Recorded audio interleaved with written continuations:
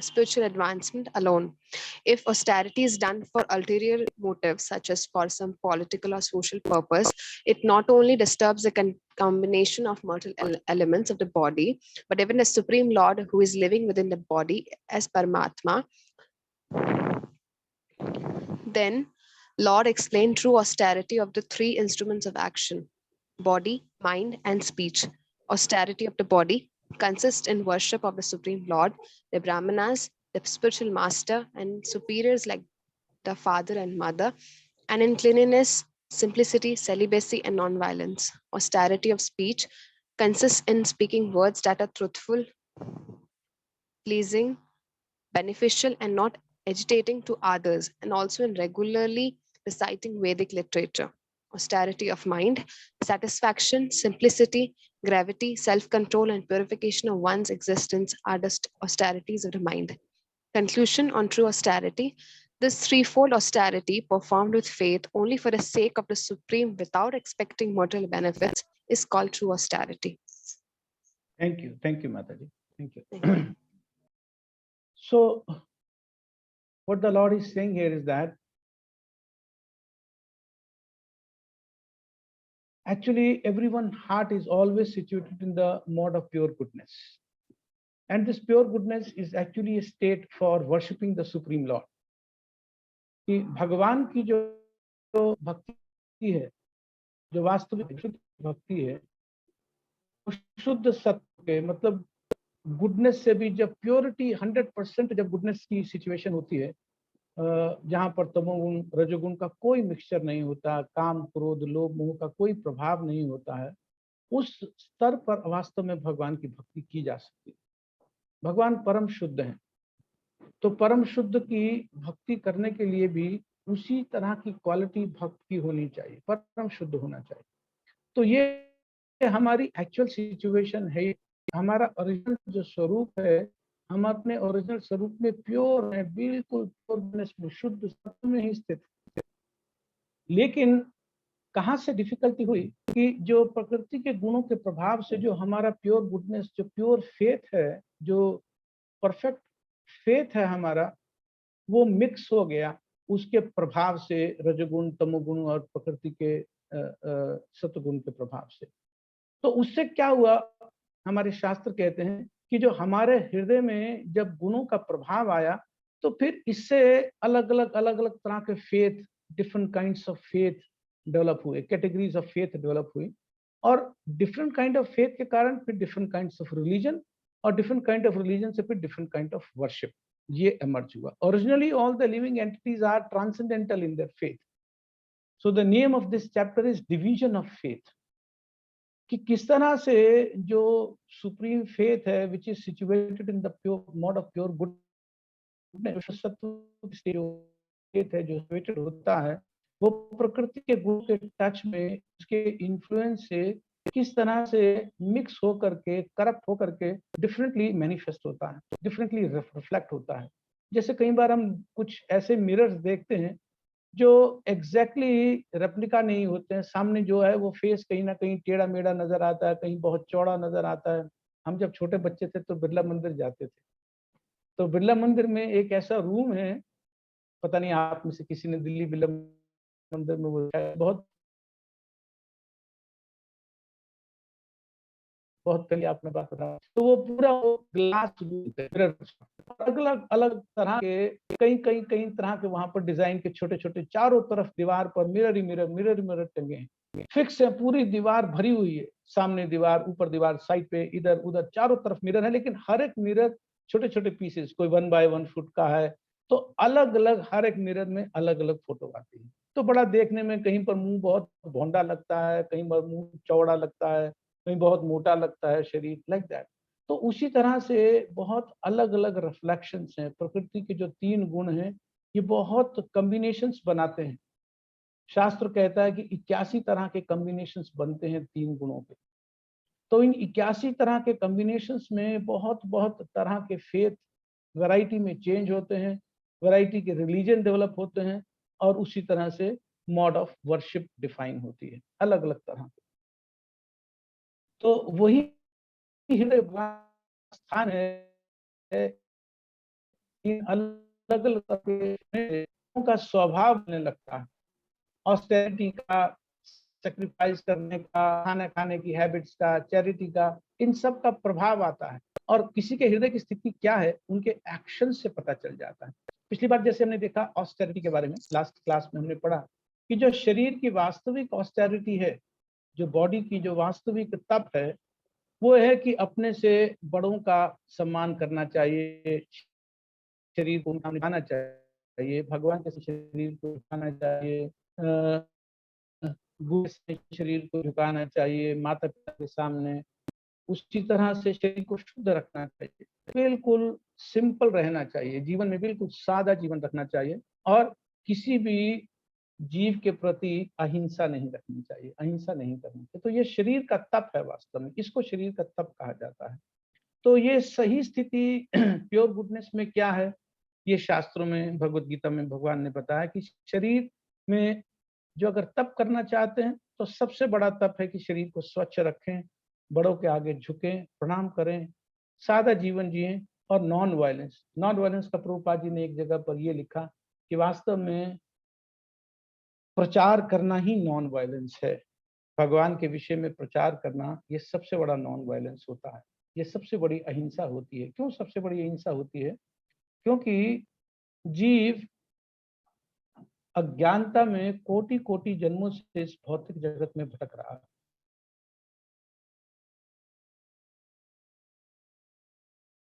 वो बच्चे का नहीं, मारा गया फिर नहीं चलेगा, फिर रहेगा। हालांकि सोल मरता नहीं है, लेकिन अगर सोल भगवान की तरफ नहीं बढ़ रहा है, अगर भक्ति में नहीं लगा है, तो वो मरे जैसा ही है, कोई अंतर नहीं है। तो इसलिए कहा जाता है killing the soul. So if we are not helping others in getting elevated to God consciousness, Krishna consciousness, so we are actually killing others. So we are committing violence. So real violence, avoidance, or real non-violence is, तो ये शरीर का तप। उसके बाद फिर हमने देखा था पिछली बार की स्पीच का, वाणी का तप क्या है। तो वाणी का तप हमने पिछली बार बहुत डिटेल में डिस्कस किया था कि सत्य बोलना, ऐसा बोलना जो दूसरों को रुचिकर प्रतीत हो, अच्छा लगे, एजिटेटिंग नहीं हो, और सदा शास्त्रों का अध्ययन करते रहना, शास्त्रों को पढ़ते रहना, ये वाणी का तप माना गया है। उसी तरह से जो मन का तप है, मन का तप है सदा मन शांत रहना चाहिए। ग्रेविटी मन में अपने जीवन को देख करके बहुत महत्वपूर्ण मनुष्य का जीवन है, इसको किस तरह से मैं शुद्ध करके इसका लक्ष्य प्राप्त कर सकूं। तो इसलिए बहुत जीवन में ग्रेविटी की बहुत आवश्यकता है। एक एक क्षण हमारे जीवन का बहुमूल्य है, एक एक क्षण हमारे जीवन का बहुत महत्वपूर्ण है, उसका सही उपयोग करना चाहिए, भगवान की भक्ति में लगा लेना चाहिए। इसी तरह से इंद्रियों करके मन का ठीक से निरूपण करके भगवान की भक्ति में लगाना चाहिए। ये वास्तव में मन का तपस्या है, मन की तपस्या है।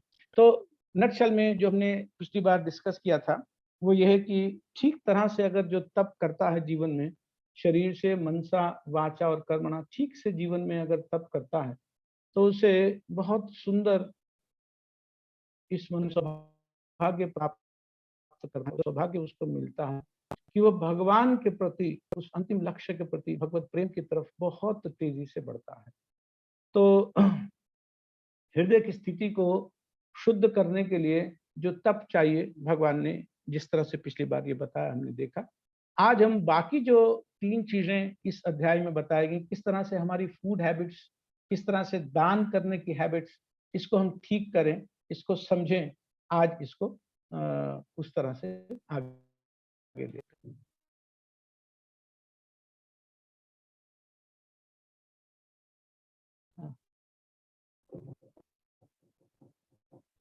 अचला माता जी, आप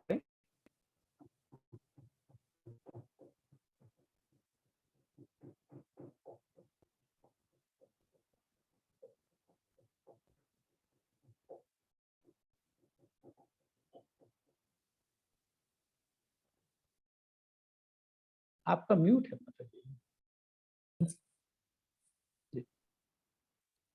After यही है ना, continue today. After explaining the austerity, हाँ जी माता जी। now the Lord will throw light on how the condition of clear नहीं आ रहा screen. एक मिनट अच्छा स्क्रीन ही चली गई है।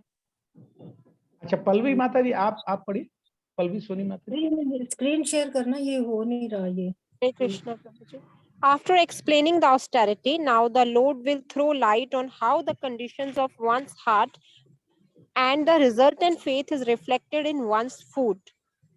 Food dear to those in the mode of goodness is such that it increases the duration of life, purify one's existence and gives strength, health, happiness and satisfaction. Such foods are juicy, fatty, wholesome and pleasing to the heart. In the past, great authorities selected the foods that best aid health and increase life's duration, such as milk products, sugar, rice, wheat, fruits, lentils, dal, and vegetables, etc. These foods are in the mode of goodness, pure by nature, increase the duration of life, purify the mind, and aid bodily strength. They are quite distinct from untouchable things like meat and liquor. Milk is the most wonderful of all the foods. Milk, butter, cheese, and similar products give animal fat in form which rules out any need for killing of innocent creatures. It is only through brute mentality that this killing goes on. Protein is amply available through split peas, dal, whole wheat, etc. चलिए माता जी आगे पढ़िए। तो मुझे आगे slide next slide प्रभु जी ने share किया है पल्लवी माता जी। आया? No, I am not able to see. Somebody else can. Okay, I will read. Shall I read, Mataji? Yes, Rukmini, you can read. Foods continued. Foods dear to those in the mode of passion are too bitter, too sour, salty, hot, pungent, dry, and burning. Such foods cause distress, misery, and disease. Katva amal lavnati ushna tikshna ruksha vidhaniha ahara rajasasya adukha shokamaya pradah. Foods in the mode of passion cause misery by reducing the mucus in the stomach, leading to disease. Food prepared more than 3 hours before being eaten, food that is tasteless, decomposed, and putrid, and food consisting of remnants and untouchable things is dear to those in the mode of darkness. Yata yamam gat rasam puti paryushitam chayat uchishtam api cha medhayam bhojanam tamasa priyam. Foods in the mode of ignorance or darkness are essentially those that are not fresh. Any food cooked more than 3 hours before it is eaten, except prasadam, food offered. इसके बाद नहीं दिख रहा प्रभु जी।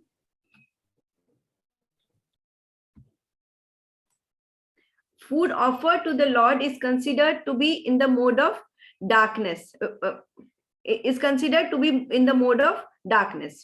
Remnants of food may be eaten only when they are first offered to the Supreme Lord or first eaten by saintly persons, especially the spiritual master. Otherwise, the remnants of food are considered to be in the mode of darkness and they increase infection or disease.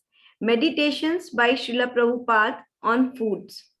The best food is the remnants of what is offered to the Supreme Personality of Godhead. In Bhagavad Gita, the Supreme Lord says that he accepts preparations of vegetables, flour, and milk when offered with devotion. Patram pushpam phalam toyam. Of course, devotion and love are the chief things which the Supreme Personality of Godhead accepts. But it is also mentioned that the bhoga should be prepared in a particular way. Any food prepared by the injunctions of the scripture and offered to the Supreme Personality of Godhead can be taken even if prepared long, long ago, because such food is transcendental. Therefore, to make food antiseptic, eatable, and palatable for all persons, one should offer food to the Supreme Personality of Godhead. Thank you, Mataji. Thanks a lot. Thanks a lot. So, this is that. तो शुद्ध मन से उनका नाम जप करते हुए, भगवान की कथा सुनते हुए, भगवान के विचार में और शुद्ध आइटम्स के साथ जो यहाँ सजेस्ट किए हैं भगवान ने भगवत गीता में, कि अगर उन सात्विक चीजों के साथ अगर वास्तव में भगवान के लिए भोग बनाते हैं, सात्विक भाव से भगवान के लिए भोग बनाते हैं, कुछ कथा सुनते हुए, कीर्तन सुनते हुए, जप करते हुए, अच्छे मनोभाव से जब भगवान के लिए भोग बनाते हैं, तो भगवान कहते हैं कि ऐसा भोग मैं स्वीकार करता हूँ। पत्रम पुष्पम फलम तोयम यो में भक्त्या पर्यच्छति। जो मुझे भक्ति से, जो मुझे भाव से भोग लगाते हैं। किस तरह की आइटम्स का भोग लगाते हैं? तो यहाँ भगवान ने बहुत सुंदर हिंट दिया, प्रभुपाद जी ने इसे खोल करके बताया कि सबसे पहला मिल्क। मिल्क तो ऐसा वंडर प्रोडक्ट है, अमृत है वास्तव में। गाय का दूध, गाय का घी उनके आध्यात्मिक प्रगति में सबसे अधिक उपयोगी वस्तु है। प्रभुपाद जी कहते थे कि हमारे जो ब्रेन के फाइनर टिश्यूज हैं, बहुत फाइन टिश्यूज होते हैं हमारे ब्रेन में, बहुत फाइन टिश्यूज। तो दूध में, गाय के दूध में ऐसी शक्ति है कि वो उन फाइन टिश्यूज तक को नरिश करता है। तो बहुत वंडर प्रोडक्ट है मनुष्य के लिए। गाय का दूध, गाय का घी, ये बहुत वंडर प्रोडक्ट्स हैं। और उसी तरह से कुछ और चीजें भी जो बाय नेचर प्योर हैं, जो हमारे जीवन की आयु बढ़ाते हैं, हमारे मन को शुद्ध करती हैं, शरीर को शक्ति प्रदान करती हैं। चावल, दाल, गेहूं, सब्जी, फल, चीनी, छोटा मोटा मसाला, ये सब चीजें वास्तव में जो आयुर्वेद में हमारे मसाले प्रिस्क्राइब हैं, ये सब प्रयोग में लाने चाहिए, करना चाहिए। और इसको जब सही भाव से जब बनाते हैं, तब वो वास्तव में भोजन नहीं रह जाता है, वो भगवान का उच्चिष्ट है। भगवान का प्रसाद का मतलब यह है कि भगवान उसको जो भक्ति के साथ भगवान के बनाया जाता है, भगवान को भोग लगाया जाता है, भगवान उसको ग्रहण करते हैं। भगवान तो देखने मात्र से ही ग्रहण कर लेते हैं। गान यस्य सकल इंद्रिय वृत्ति नहीं। भगवान अपनी हर इंद्रिय से सब काम कर सकते हैं। तो मात्र भाव से, नेत्रों से ही भगवान देख करके। आवाज आ रही है? डिस्टर्बेंस तो नहीं है? आवाज आ रही है ना मेरी? स्पष्ट आ रही है ना? जी, बीच बीच में थोड़ा क्लियर नहीं होती आपके बात। अच्छा, मैं देखता हूँ। 1 minute, you give me 1 minute. Rukmani माता जी, आप म्यूट पे कर लीजिए प्लीज।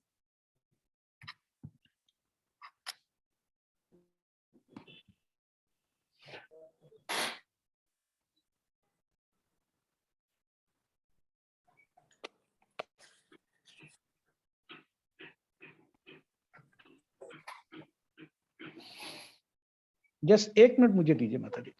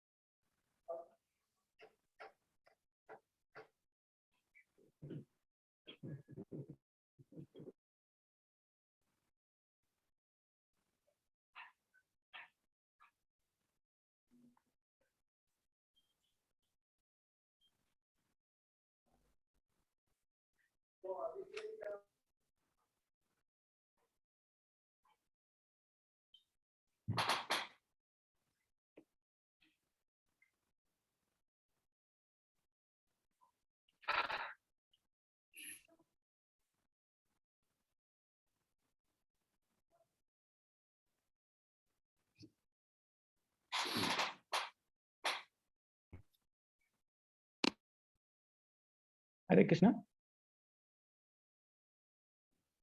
अभी अभी बेटर है, स्पष्ट हाँ प्रभु जी। हो रहा है, कुछ आवाज ठीक हो, इस समय कंटिन्यूटी है? यस प्रभु जी, yes looks like. Okay okay, ठीक है।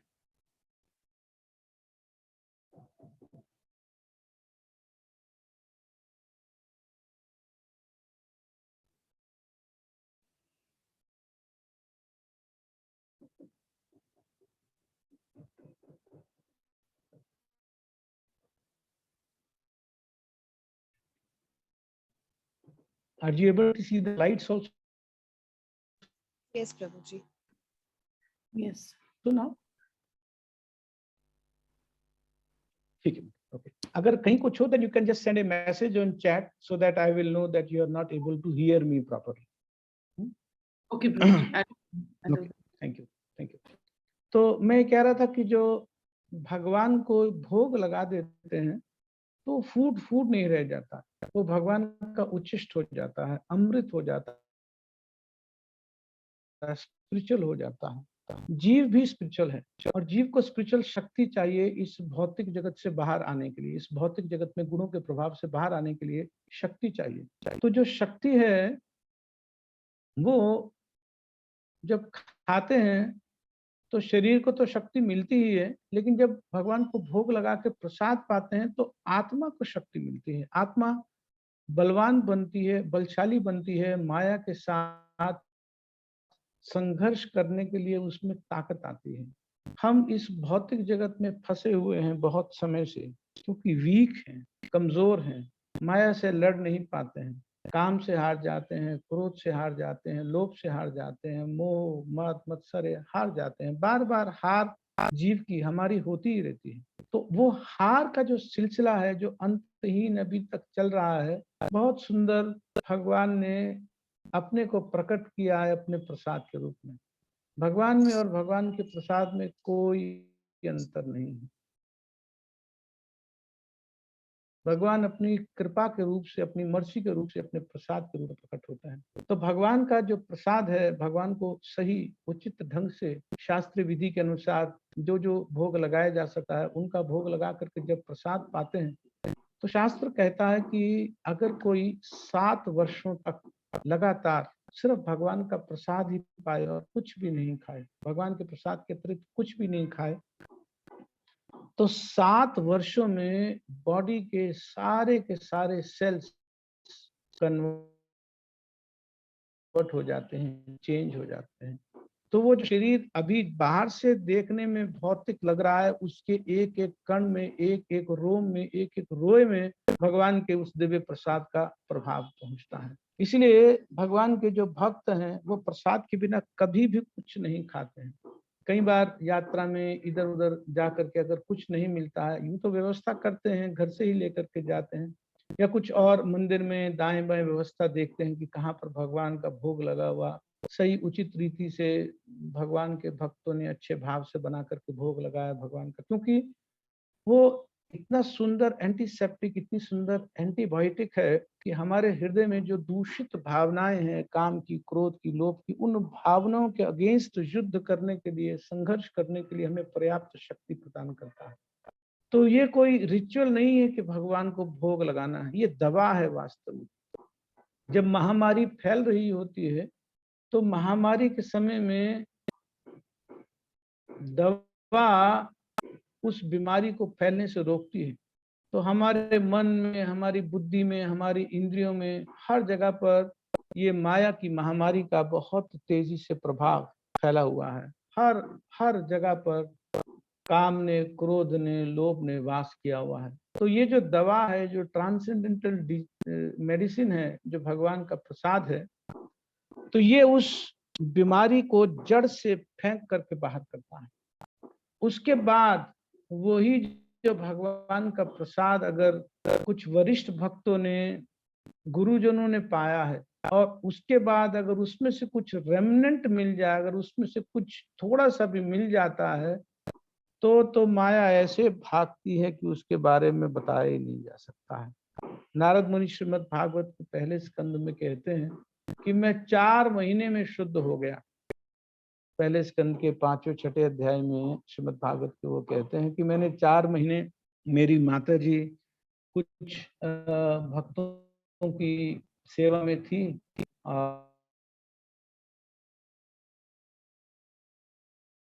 और मेरे पिताजी तो थे नहीं, तो उनकी परमिशन से उनका जो बाकी सा थोड़ा सा बच जाता था रेमिनेंट्स उनका उचिष्ट, मैं वो पाया करता था।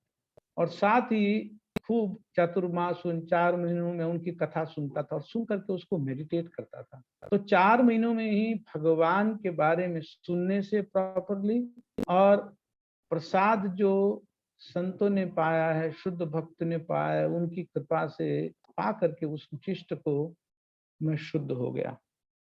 तो नारद मुनि महाजन हैं, परंपरा में बहुत अग्रणी हैं, ब्रह्मा जी के पुत्र हैं, स्पिरिचुअल बॉडी में हैं।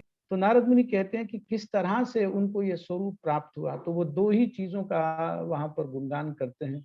एक तो भगवान की कथा जो शुद्ध भक्तों के द्वारा कही गई, और दूसरा उनका उचिष्ट भगवान का प्रसाद जो संतों ने पाया है। तो 3 चीजों में बहुत बल है, उसमें उचिष्ट का बहुत सुंदर महत्व है, बहुत सुंदर महत्व। तो खाने में वास्तव में अगर ये हो तो सब कुछ छोड़ करके अगर एक कण भी उचिष्ट किसी संत का, किसी वैष्णव का, गुरुजन का मिले तो ये जीवन की बहुत धन्यता मान लेनी चाहिए। बहुत बड़ी स्थिति होती है उन लोगों की जो संतों का उचिष्ट पा पाते हैं, उनकी कृपा से पा पाते हैं। क्योंकि माया की उसके बाद शरीर में चलती नहीं है, क्रोध काम एकदम ध्वस्त होते हैं। बहुत, एक तो भगवान ने पाया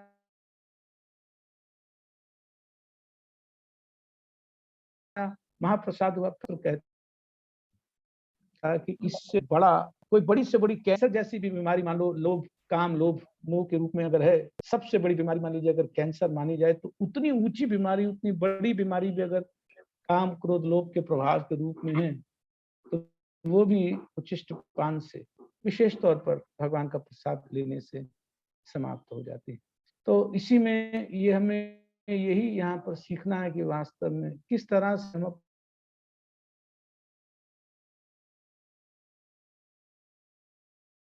अपने जीवन को प्रसाद बात में बहुत होगा तो फल ले सकते हैं, दूध ले सकते हैं, क्योंकि फल और दूध के बारे में कहा जाता है कि ये बाय नेचर ही प्योर है। इसके अतिरिक्त सदा प्रयास करना चाहिए, जैसे मैंने कहा कि कुछ वर्ष अगर नित्य सदा भगवान का प्रसाद ही पाएं, कुछ नहीं पाएं उसके अतिरिक्त, प्रण के साथ कुछ नहीं पाएं, तो कुछ ही वर्षों में ये शरीर भी दिव्य हो जाता है। तो भगवान का दिव्य प्रसाद शरीर को दिव्य कर देता है, तो आत्मा तो जो स्वभाव से ही दिव्य है वो अपने सुख में क्यों नहीं आ जाएगी। तो ये बहुत सुंदर मेडिसिन है, शास्त्र में इसके बारे में कहा गया। ये हमें बहुत तेजी से भगवान के चरणों में अग्रसर करती है।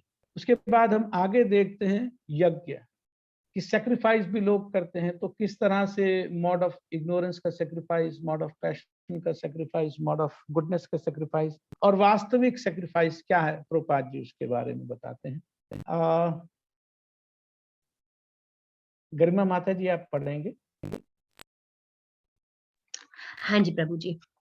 After explaining the austerity and foods, now the Lord explains how the condition of one's heart and the resultant is reflected in the yajna one performs. The sacrifice performed according to the directions of scripture as a matter of duty by those who desire no reward is of the nature of goodness. One should go simply to offer respect to the deity. That will place one in the mode of goodness.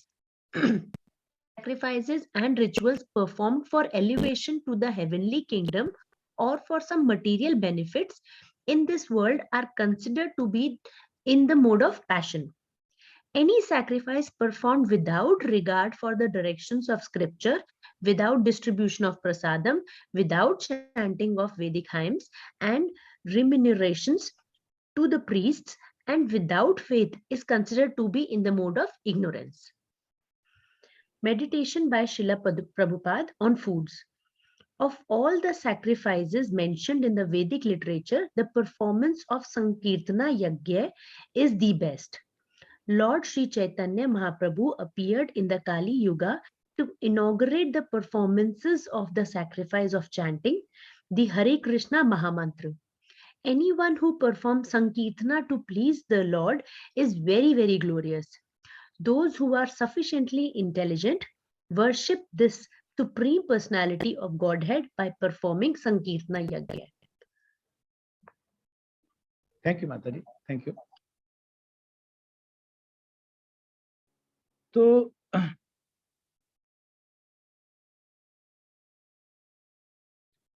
यहाँ पर प्रभुपाद जी बता रहे हैं कि किस तरह से यज्ञों का करने की इच्छा हृदय में रहती है, लेकिन यज्ञ करने से, सैक्रिफाइस करने से जो मुख्य लक्ष्य है, जो समाज में देखा जाता है, भौतिक जगत में देखा जाता है, वो ये है कि कोई ना कोई मटेरियल बेनिफिट मिलना चाहिए, संतान के लिए, धन के लिए, अच्छी पोजीशन के लिए, स्वर्ग में जाने के लिए, इसी तरह की चीजों की इच्छा से ही यज्ञ करते हैं। तो ये सब यज्ञों में कोई बहुत मनुष्य की प्रगति नहीं है, आत्मा की कोई बहुत अधिक प्रगति नहीं है। तो प्रभुपाद जी यहाँ पर बताते हैं कि वास्तव में जो सही यज्ञ है, जो उचित यज्ञ है, जिसको यज्ञ कलयुग में कहा जा सकता है, वो भगवान के नाम संकीर्तन का यज्ञ है। भगवान के विषय में सुनना, भगवान का कीर्तन करना, भगवान की कथा सुनना, भगवान के भक्तों के बारे में सुनना। तो संकीर्तन, नाम संकीर्तन, गुण कीर्तन, लीला कीर्तन, ये सब वास्तविक संकीर्तन है। इसी को करने से जो वास्तविक गति प्राप्त होने वाली है। चैतन्य महाप्रभु स्वयं भगवान कृष्ण नाम को लेकर के आए। बोलो मेरा प्रेम धन हरि नाम संकीर्तन, कि भगवान के धाम में जो प्रेम धन है, वही प्रेम धन यहाँ पर नाम संकीर्तन के रूप में आया है। जो भगवान का प्रेम है वही प्रकट हुआ है यहाँ पर नाम के रूप में। और इतनी तेजी से जीव का विकास करता है ये नाम, इतनी तेजी से जीव को शुद्ध करता है कि जो भक्त भगवान के नाम का आश्रय ले लेते हैं, भगवान की कथाओं का आश्रय ले लेते हैं, भगवान के गुणों के, लीला के प्रभाव में सदा रहते हैं, सुनते हैं, पढ़ते हैं, मनन करते हैं, उनकी चर्चा करते हैं, उनके जीवन में भगवान बहुत तेजी से प्रकट हो जाते हैं। वास्तव में वो शास्त्रों में स्वयं भगवान का दर्शन करने लगते हैं, भगवान की वाणी का स्पष्ट साक्षात दर्शन करते हैं। शास्त्रों में भगवान के नाम में ही भगवान का दर्शन करते हैं। भागवत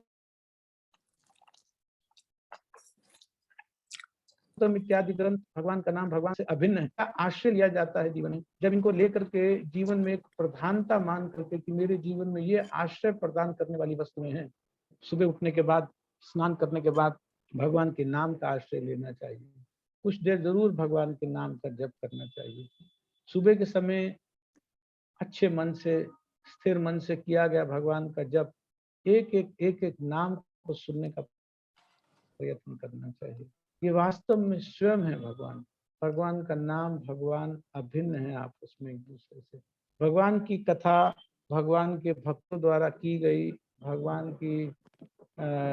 का गुणगान, ये वास्तव में भगवान की अंतरंग शक्ति, भगवान की इंटरनल एनर्जी के अंतर्गत ही होता है। तो इसका बहुत अच्छे से, बहुत सुंदर भाव से, रैप्ट अटेंशन से सुनना चाहिए। इसको बहुत मनन योग के साथ, बहुत मनोयोग के साथ इसको सुनना चाहिए। ये बहुत तेजी से प्रगति करता है।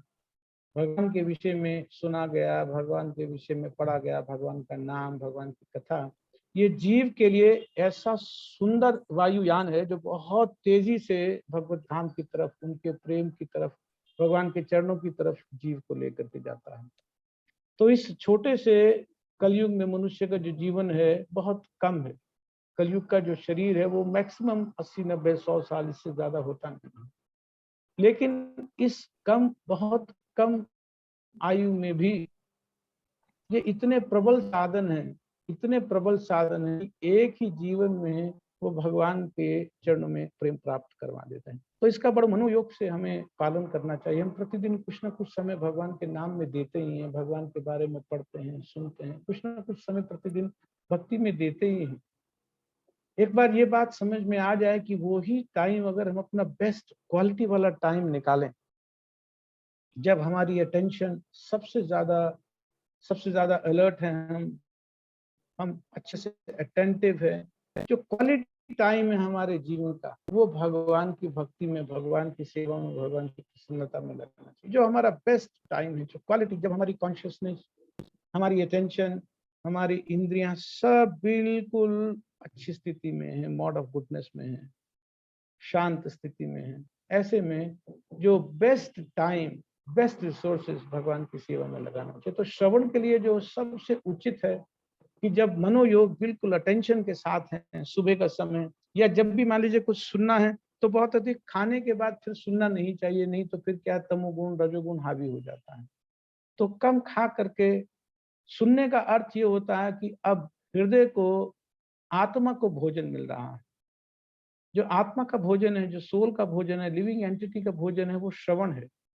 तो कान के माध्यम से जीव को, आत्मा को भोजन मिलता है। शरीर के जो कान हैं, इस कान के मार्ग से जब मन शांत होता है, मन स्थिर होता है और सुना जाता है, तब जीव को उसका भोजन मिलता है, उसको नरिशमेंट मिलती है। अगर सुनते नहीं हैं तो भोजन नहीं मिलेगा, सुन रहे हैं लेकिन अटेंटिव नहीं है तो भोजन पहुंचेगा नहीं। आ रहा है लेकिन बीच में सप्लाई कट रही है, सप्लाई चेन कट रही है। तो बहुत ध्यान करना चाहिए कि हम प्रयास करें। ओके, अभी भी ब्रेक हो रही है माता जी आवाज? ऐसे आती है प्रभु जी, बट कभी कभी बीच बीच में थोड़ा अटक जाता है। ओके, प्रभु जी तब हो रहा था जब मैसेज किया था ना, हाँ उस हाँ हाँ हाँ, समय ज्यादा हो रहा था। अभी तो चल रहा है, ठीक चल रहा है अभी। अच्छा अच्छा। चलिए माता जी, मुझे लग रहा है कि मेरी जहां मैं हूँ, वी हैव टू, मैं हालांकि पहले कन्वर्ट कर दिया अपना, मैंने मोड ऑफ ट्रांसमिशन अब चेंज कर दिया। I have switch it on to my mobile. पहले यहाँ से था वाईफाई से, सो वाईफाई में शायद कनेक्शन वीक होगा। बहुत अगर ज्यादा डिस्टर्बेंस हो तो माता जी, then you can tell me, I will then continue some other time. If you feel that it's not reaching proper end, so you let me know about it. I don't know what others feel. अभी तो ठीक है माता जी, अभी तो बिल्कुल ठीक है रश्मि। ठीक है, अभी We can hear you, प्रभु जी, ऐसा नहीं है। Okay, ठीक है, हाँ। ठीक है, थैंक यू। तो जो बेस्ट हमारा जो क्वालिटी आवर्स हैं, स्पेशली जब हम खाते हैं तो खाने के बाद कुछ टाइम बॉडी को डाइजेस्ट करने में लग जाता है, तो वो बहुत ज्यादा प्रोडक्टिव आवर्स नहीं है। कम से कम खाया हो, हल्का खाया हो, और पिछले दिन जब खाए रहते हैं तो सुबह के टाइम पर वो सब डाइजेस्ट हो जाता है। अच्छे से रात में समय पर सो जाना चाहिए, जल्दी सो जाना चाहिए। सोने के लिए बताया, जो रात में 9 से 12 बजे तक का टाइम है, उसमें डबल रिकवरी होती है। इसका जितना बेस्ट एडवांटेज लिया जाए उतना अच्छा है। कोशिश किए कि इस ड्यूरेशन में अधिक से अधिक सोने को मिले, रिकवरी डबल होती है। अगर कोई आदमी 9 बजे सोता है और सुबह या 9:30 बजे सोता है और 6 घंटे की नींद लेता है, तो 12 बजे तक का जो उसका सोना है वो उसको डबल रिकवरी देता है। एक्चुअली वो अगर मान लीजिए 6 घंटे सोया तो घंटे तो 6 ही उसने लिए, लेकिन उसकी रिकवरी 8, 7, 9 घंटे के बराबर होती है। तो अच्छे जो क्वालिटी आवर्स में स्लीप लेनी चाहिए, और उसके बाद जब सुबह एकदम फ्रेश उठते हैं तो स्नान करके फिर भगवान के नाम का जप करना चाहिए। ये संकीर्तन यज्ञ है, ये कलयुग का यज्ञ है। कलयुग में जो यज्ञ करने का समय है वो बहुत अच्छा ब्रह्म मुहूर्त का समय बताया गया। सारा दिन भी होता है, ये नहीं कि बस सुबह ही जप करना चाहिए, लेकिन जो सुबह का टाइम है वो तो एकदम कॉन्शियसनेस बहुत बहुत अच्छी अवस्था में होती है, उसको गवाना नहीं चाहिए, उसको नहीं गवाना चाहिए। तो प्रयास करना चाहिए कि सुबह जल्दी उठ जाएं, रात में कम खा करके, हल्का खा करके, थोड़ा सा दूध पी करके और सो जाना चाहिए, जल्दी सो जाना चाहिए, लाइट पेट रखना चाहिए, और सुबह उठ करके फिर जल्दी उठ करके, और भगवान के नाम का जप करना चाहिए, मंगल आरती है, भगवान के नाम सेवा में लगना है, माने सुबह जल्दी उठ करके सेवा में लग जाना चाहिए। और जितना हो सके प्रयास करें कि भक्तों के बीच में बैठ करके भगवान के बारे में सुने। जैसे मंदिर में हमारे सभी मंदिरों में प्रभुपाद जी ने प्रोग्राम दिया, मॉर्निंग एक शेड्यूल दिया मॉर्निंग प्रोग्राम का। सुबह 4:30 से सब मंदिरों में मॉर्निंग प्रोग्राम स्टार्ट होता है, मंगला आरती होती है, फिर नरसिम्हा आरती, तुलसी आरती, फिर जप सेशन होता है, जप मेडिटेशन, और उसके बाद फिर गुरु आरती, दर्शन आरती, फिर भागवत क्लास होती है। तो एक ये इतना सुंदर पैकेज हमारे आचार्यों ने दिया, प्रभुपाद जी ने दिया।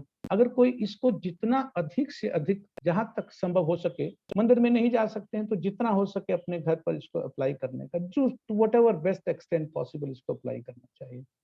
और कम से कम वीकली 1 आध बार 2 बार मंदिर में जरूर मॉर्निंग प्रोग्राम में अटेंड करना चाहिए। It gives so much of strength, so much of energy. अगर कम से कम प्रतिदिन एप्लीकेशन रहती हैं, कई बार ऑफिस है, बच्चों को भेजना है, हस्बैंड को जाना है, ये सब डिफिकल्टीज तो हैं, लेकिन उन सब रिस्पॉन्सिबिलिटीज को निभाते हुए अगर वीकेंड्स में भी, कभी सैटरडे में, संडे में, किसी और हॉलीडे में अगर मौका मिले तो मंदिर में भी कभी कभी बीच में जा करके ये मॉर्निंग प्रोग्राम अटेंड करना चाहिए। भक्तों के बीच में बैठ करके जो जप होता है वो बहुत ट्रांसेंडेंटल, बहुत उच्च स्थिति का होता है। वो करना चाहिए, वो लाभ लेना चाहिए, जहां जितना हो सके उसका प्रयास करना चाहिए। तो ये महाप्रभु का जो संकीर्तन यज्ञ मूवमेंट है, इस मूवमेंट को बहुत इंटेलिजेंट लोग ही कर पाते हैं, जो बहुत बुद्धिमान लोग हैं वही इसको कर पाते हैं। तो अपनी बुद्धिमानी का वास्तविक जो प्रत्यक्ष प्रमाण यही है कि हम इसको कितना अधिक से अधिक क्वालिटेटिवली इसको हम एक्सेप्ट करें। ये वर्ड यहाँ पर meditation by Srila Prabhupada on foods की जगह it should be on sacrifice. Actually ये मैं कॉपी पेस्ट, आजकल कॉपी पेस्ट का टाइम है ना, तो गड़बड़ हो गया। एनीवेज, ठीक है। Now will come to the last item कि जो 17 चैप्टर में है, कि पहले हमने ऑस्टेरिटी के बारे में पढ़ा, फिर फूड के बारे में पढ़ा, सैक्रिफाइस, एंड नाउ चैरिटी, दान। वैशाली माता जी आप पढ़ेंगे? आप मुझे लग रहा है कार में हैं कहीं पर। हाँ जी, हरे कृष्ण हाँ, प्रभु जी। ठीक है माता जी, leave it please. But I can read प्रभु जी। Okay. Charity. After आप ड्राइव कर रहे हैं या पीछे कुछ आप पढ़ सकते हैं आराम से, दिक्कत तो नहीं? हाँ जी प्रभु जी, पढ़ लूंगी। After explaining the austerity, नहीं, पर अगर कार, माता जी अगर कार चल रही है तो आपको ज्यादा डिस्ट्रैक्शन, आईज पर लोड आएगा ना। अच्छा ठीक है प्रभु जी, फिर कोई और पढ़ लेगा। आप आराम से, क्योंकि कार चल नहीं रही है ना, आप तो वेट कर रहे हो ना। हाँ जी, मैं जस्ट अभी पहुंची हूँ, बट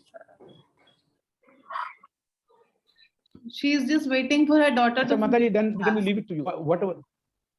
अच्छा, ठीक है माता जी, then we leave it. If you feel you can, then please read it. Okay. After explaining the austerity, foods and sacrifice, now the Lord explains how the condition of one's heart and the resultant faith is reflected in the charity one performs. Charity given out of duty without expectation of return at the proper time and place and to a worthy person is considered to be in the mode of goodness. In the Vedic literature, charity given to a person engaged in spiritual activities is recommended. Spiritual perfection is always a consideration. Such charities should be given without any consideration of return. Charity to the poor is sometimes given out of compassion, but if a poor man is not worth giving charity to, then there is no spiritual advancement. In other words, indiscriminate charity is not recommended in the Vedic literature. Charity performed with the expectation of some return or with a desire of fruitive results or in a grudging mode is said to be charity in the mode of passion. Charity performed at an impure place, at an improper time, or to unworthy person, or without proper attention and respect, is said to be in the mode of ignorance. Contribution for indulgence in intoxication and gambling are not encouraged here. That sort of contribution is in the mode of ignorance. Such charity is not beneficial, rather sinful persons are encouraged similarly. If a person gives charity to a suitable person, but without respect and without attention, that sort of charity is also said to be in the mode of darkness. Hare Krishna. Thank you. Thanks a lot, Mataji. Thank you. Thank you. Divishri Mataji. Hare Krishna, Prabhuji. Pranam. Hare Krishna, Mataji. Pranam. Mataji, can you please share your understanding on charity? What is recommended about charity? Yes, Prabhuji. Charity means हमें worthy person को देना चाहिए. I understood this, and in return मतलब expectation, we should not expect any return in return. So, and इसमें spiritual advancement है, and it is in mode of goodness. But passion में if we accept something in return, ये in mode of passion होता है, and in ignorance तो and in that also there is no spiritual advancement. So ignorance में तो if we give someone some money for unworthy person in unworthy place, time, everything. So in that money, if someone using for sinful activities, so we are encouraging that person to do sinful. So ये तो बहुत इसमें तो no beneficial, no spiritual advancement, nothing. ये तो mode of ignorance में है. This I understood. Very nice, Mataji. Excellent understanding. Excellent understanding. So what we saw in all A, B, C, D, in austerity, then in food, then in sacrifice, and in charity, the common thread is spiritual advancement. The common thread is the spiritual advancement. कि अगर हम कोई austerity करते हैं कि किस तरह से हम भगवान की भक्ति में आगे बढ़ सके, हमने जैसे पहले पढ़ा था कि शरीर से तप करना चाहिए, वाणी से तप करना चाहिए, मन से तप करना चाहिए. वास्तव में अगर तप करें तो ऐसे ही खाना पीना छोड़ देना, अनशन पर बैठ जाना, वो तप नहीं है. मन का तप करना चाहिए. मन का क्या तप है कि सदा मन संतुष्ट रहे, मन को संतुष्ट रखना चाहिए. इस भौतिक जगत में सब कुछ प्राप्त कर लेने के बाद भी लोभ जाएगा नहीं, ये विश्वास रखना चाहिए. जो लोभ है ये संतुष्टि का रिवर्स नंबर है. और जो भक्त भगवान के चरणों में आगे बढ़ना चाहते हैं, भगवान का प्रेम प्राप्त करना चाहते हैं, अगर उनको भौतिक पदार्थों का लोभ बना रहता है तो ये निश्चित बात है कि माया का प्रभाव उसको अभी भगवान से दूर रखे है. जैसे ही लोभ हृदय से हटता है, वो जो खाली स्थान बनता है, जो ब्लैंक, जो एरिया, उसको फिल करने के लिए वहां इंटरनल एनर्जी, भगवान की अंतरंग शक्ति प्रवेश करती है, भगवान की भक्ति प्रवेश करती है. तो ये समझ लेना चाहिए कि इस भौतिक जगत में हम कितना भी लोभ करें, उससे स्पिरिचुअली सोल को कोई बेनिफिट होने वाला नहीं है. लोभ हमारे मन को, इंद्रियों को थोड़ा सा तृप्त कर सकता है, और मिल गया, और मिल जाए, और मिल जाए, तो टेम्पररी कहीं पर कुछ सेटिस्फेक्शन, रिलीफ हो सकता है कि ये मिल गया, लेकिन फिर वापस लोभ आ जाता है क्योंकि माया का प्रभाव है, और अपना संस्कार छोड़ जाता है. एक बार की जो ग्रीड है वो ऐसा संस्कार छोड़ करके जाती है जो एग्जिस्टिंग ग्रीड की सिचुएशन है, जो संस्कार ग्रीड के बने हुए हैं, लोभ के बने हुए हैं, वो और अधिक स्ट्रांग हो जाते हैं. और एक बार ग्रीड को रिजेक्ट किया, भगवान की तरफ ध्यान दिया, भक्ति में भगवान के नाम से, भगवान की कथा से, भक्तों के संग से उस ग्रीड को नलीफाई किया, तो वो संस्कार कमजोर पड़ते हैं। तो बार बार जब भक्ति को आधार बना करके, भक्ति की स्ट्रेंथ से, जब डिवोशनल स्ट्रेंथ से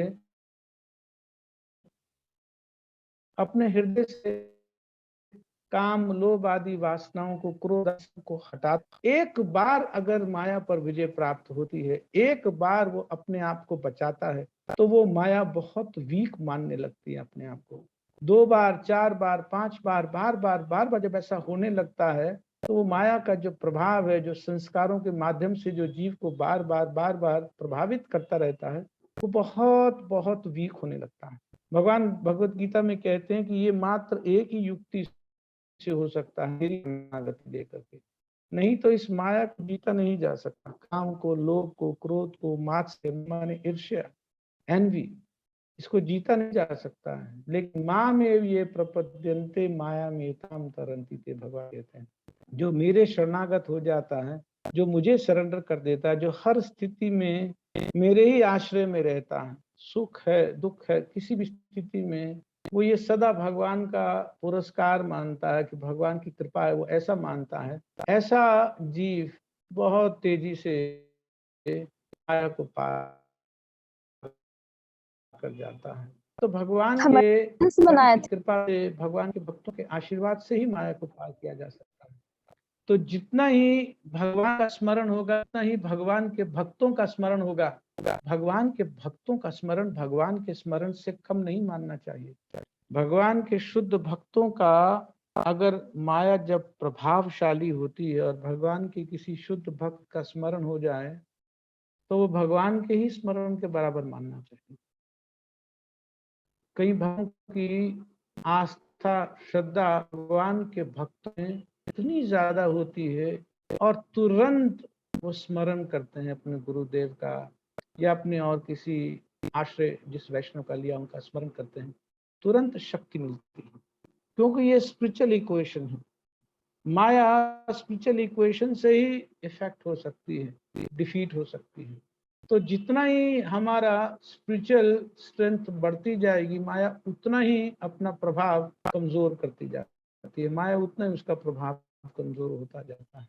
तो उसी तरह से यहाँ पर वाणी की ऑस्टेरिटी के बारे में कहा गया कि किसी को अपनी वाणी से दुख नहीं देना चाहिए, सच बोलना चाहिए, स्पष्ट बोलना चाहिए, कपट के साथ नहीं बोलना चाहिए, दूसरे के हित के लिए बात करनी चाहिए और कभी भी दूसरे को एजिटेट करने वाली बात नहीं करनी चाहिए। हमने पिछली बार इसको बहुत डिटेल में डिस्कस किया था।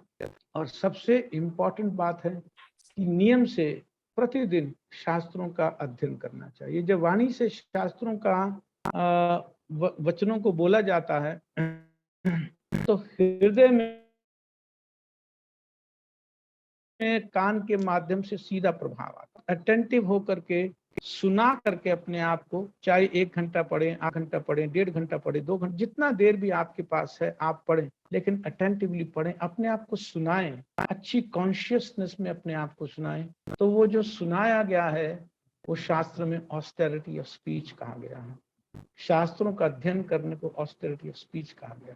तो इसको करने से जो थ्रेड में कह रहा था, जो कॉमन थ्रेड इन चारों ऑस्टेरिटी में, फूड में, स्पाइस में और दान में, जो 4 इंपॉर्टेंट आइटम भगवान ने यहाँ अर्जुन जी को बताई हैं, उसमें कॉमन थ्रेड यही है कि हमारा फेथ कैसे वापस ट्रांसेंडेंटल लेवल पर आए। जो ओरिजिनल फेथ था, जो मोड ऑफ प्योर गुडनेस में जो हमारा फेथ था, जो शुद्ध सत्व की स्थिति में हमारा फेथ था, जो भगवान की स्वाभाविक रूप से जहाँ भक्ति की जाती है, वो जो फेथ का लेवल था, वहां पर आने के लिए जो यात्रा है वो किस तरह से की जानी चाहिए, वो इस अध्याय भगवान बताते हैं।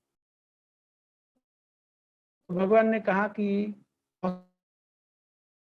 ऑस्टेरिटी तब भगवान को भोग लगा करके ही पाना चाहिए, और भगवान के भक्तों का जहाँ उचिष्ट मिले तो उस समय तो मान लेना चाहिए कि आज लॉटरी लग गई। थोड़ा भी उचिष्ट भगवान के भक्तों का मिलता है तो स्वीकार, सदा हाथ जोड़ करके भगवान को धन्यवाद देते हुए स्वीकार करना चाहिए। सही कॉन्शियसनेस में भगवान के लिए भोग बनाना चाहिए। कई बार परिवार में ये होता है कि परिवार के कुछ सदस्य उतने कंड्यूसिव नहीं होते हैं कृष्ण कॉन्शियसनेस में, लेकिन भगवान को बहुत अच्छे भाव से भोग बना करके जब अर्पित किया जाता है, तो उस रेमनेंट को, प्रसाद को पा करके, जिसकी चेतना अभी उतनी कंड्यूसिव नहीं है, प्रसाद खा कर वास्तव में वो अपने आप धीरे धीरे परिवर्तित होने लगते हैं। उसके बाद भगवान के नाम का जप, संकीर्तन, भगवान का कथा गुणगान में अच्छे भाव से, अच्छे मनोयोग से पार्टिसिपेट करना, क्वालिटी टाइम देना चाहिए, सुनना चाहिए। इस सुनने से हृदय बहुत तेजी से भगवान की तरफ बढ़ता है। और अभी जैसे दिव्य माता जी ने बहुत अंडरस्टैंडिंग, अपनी बहुत एक्सीलेंट अंडरस्टैंडिंग शेयर की कि जो दान भी है, वो दान भी भगवान की प्रसन्नता के लिए करना चाहिए। जो नीडी हैं उनको दान देने में कोई बुरा नहीं है, लेकिन अगर वो उस तरह के धन से खराब काम में उसे लगाए, इससे बढ़िया भगवान का प्रसाद उन्हें दें, उन्हें कपड़ा पहनने के लिए दे दें, या इस तरह से उनको दवाई इत्यादि के माध्यम से उनकी सहायता कर दें, वो बहुत अच्छा माना जाता है। तो सार यही है कि किस तरह से हमारे सारे के सारे रिसोर्सेस किस तरह से लगाए जाएं ताकि हम अपने उस ट्रांसेंडेंटल फेथ को, उस श्रद्धा को, उस दिव्य श्रद्धा को जो हमने अभी खोई हुई है, पूरी तरह से जो हमने स्थापित नहीं की है, जो भी हमने पूरी तरह से पाई नहीं है, उसको हम किस तरह से वापस पा सकते हैं। तो conclusion is, women perform penance, charity and sacrifice etc. in a proper attitude as per the spiritual injunctions with the aim of satisfying the Lord with Hare Krishna. He is acting in Krishna consciousness. So Krishna consciousness is a science for transfer, is a scientific or transcendental activities. अगर सही ढंग से इन सब काम को हम करें तो बहुत जल्दी हम अपने हृदय को बहुत शांत महसूस करने लगेंगे। हमें लगेगा कि अब हृदय में एक धैर्य है, मन में एक धैर्य है। सुख आता है, दुख आता है तो मन विचलित नहीं होता। सुख में भी मन विचलित नहीं हो, दुख में भी मन विचलित नहीं हो। ये बहुत ऊंची स्थिति है। ये तभी संभव हो पाएगा जब हृदय में भूख होती है भगवान की भक्ति को बढ़ाने की। क्योंकि सुख दुख इस भौतिक जगत के हैं, वो शरीर के लिए, मन के लिए, इंद्रियों के लिए सुख और दुख का विषय है, आत्मा के लिए नहीं है। अगर हमारा लक्ष्य बिल्कुल स्थापित, अगर लक्ष्य हमारा स्थिर है कि हमें भगवान की तरफ उनके चरणों में प्रेम बढ़ाने के लिए हमने अपने जीवन में लक्ष्य बनाया, तो इस भौतिक जगत के सुख और दुख, ना तो सुख विचलित करने चाहिए ना दुख विचलित करने चाहिए। तो इसके लिए धीरज, धैर्य रखना बहुत जरूरी है। वो धैर्य तभी रखा जा सकता है जब हमने अपने जीवन में फोकस, एक लक्ष्य बनाया है, भगवान की भक्ति को ही प्राथमिकता दी है, भगवान के भक्तों की प्रसन्नता को ही प्राथमिकता दी है। शास्त्रों में कहा गया कि जो भगवान के एडवांस डिवोटी हैं, जब वो प्लीज हो जाते हैं, जब वो प्रसन्न हो जाते हैं, तो उस स्थिति में भगवान हृदय में प्रकट हो सकते हैं। The absolute truth can be realized only by the mercy of pure devotees. अगर शुद्ध भक्तों की कृपा नहीं है, उनकी मर्सी नहीं है, उनकी ब्लेसिंग्स नहीं है, तो हम कितना भी करते रहते हैं वो पूरी तरह से रिजल्ट नहीं दे पाता है।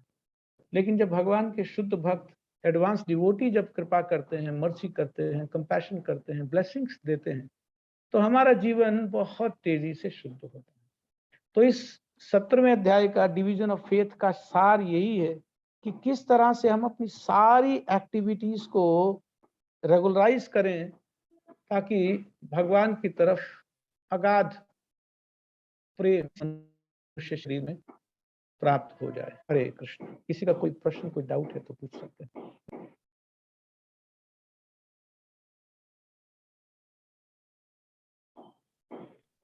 हरे कृष्णा प्रभु जी। हाँ, यस। भोग लगाने की प्रभु जी विधि भी होती है कोई? जैसे मंत्र उच्चारण कई बार हम जल्दी जल्दी में होते हैं, नहीं बोल पाते हैं, सिर्फ इतना ही कह के प्रभु को प्रणाम करके भोग अर्पित कर देते हैं, तो वो भी भोग गिना जाता है या फिर वो वैष्णव भोग नहीं गिना जाता? बहुत अच्छा प्रश्न है। भगवान ने कहा यो में भक्त्या पर्यच्छति, कि जो मुझे भक्ति से अर्पित करते हैं। तो सबसे महत्वपूर्ण तो भगवान भक्ति को रख रहे हैं कि मन में भाव से जो मुझे अर्पित करते हैं। अब हम क्योंकि उतने शुद्ध नहीं हैं, हमारी स्थिति उतनी शुद्ध नहीं है, तो और एक परंपरा के माध्यम से हम भगवान तक पहुंचते हैं। तो जो परंपरा में जिनको हमने जिनकी हमने शरण ली है और उन्होंने आगे जिसकी शरण ली है, उन्होंने आगे की शरण ली है, तो परंपरा में वास्तव में ये प्रक्रिया, जैसे अपने गुरुदेव को हम अर्पित करते हैं, उनका प्रणाम मंत्र बोलते हैं, फिर उनके गुरुदेव का, हम मान लीजिए गुरुदेव का प्रणाम मंत्र बोले, फिर प्रपात जी का प्रणाम मंत्र बोलते हैं, फिर पंचतत्व का प्रणाम मंत्र बोल के फिर हरे कृष्ण महामंत्र बोलते हैं। तो एक सीक्वेंस है कि हम किस तरह से शरणागत हो रहे हैं। तो उसको अपनी वाणी से प्रकट करते हैं, अपने हृदय के भाव को, कि मैं योग्य नहीं हूँ, मैं उतना अभी प्योर नहीं हूँ कि मैं डायरेक्टली आपको भोग लगा सकूं।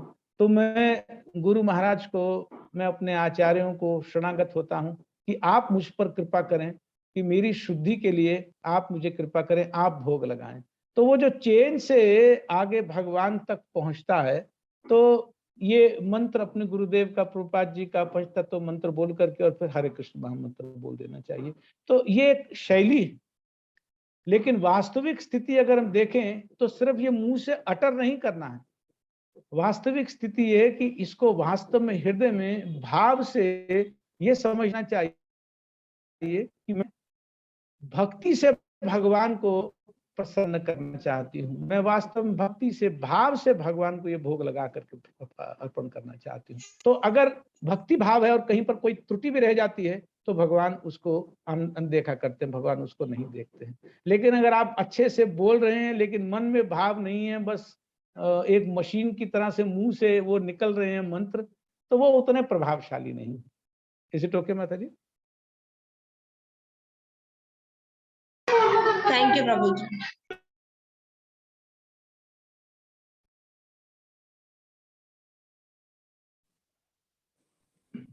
हरे कृष्णा प्रभु जी, दंडवत प्रणाम। हाँ माता जी, प्रणाम। प्रभु जी, वो जो आपने बताया था वाणी की तपस्या, तो उसपे बोला था कि सच्चे, भाने वाले और दूसरों को हितकर तथा अन्य को मतलब जो हर्ट ना हो ऐसे वचन बोलने चाहिए। पर कई दफा ऐसा होता है कि आप होते तो हितकर है, वो वाणी होती तो हितकर है, पर वो दूसरों को बुरा लग जाता है। तो उसमें हमको कैसे विनम्रता लानी चाहिए अपनी वाणी? माता जी मुझे आप 1 सेकंड दीजिए, मैं अपना चार्जर लगा लूं। 1 सेकंड, मैं आपका भी उत्तर देता हूँ। 1 मिनट।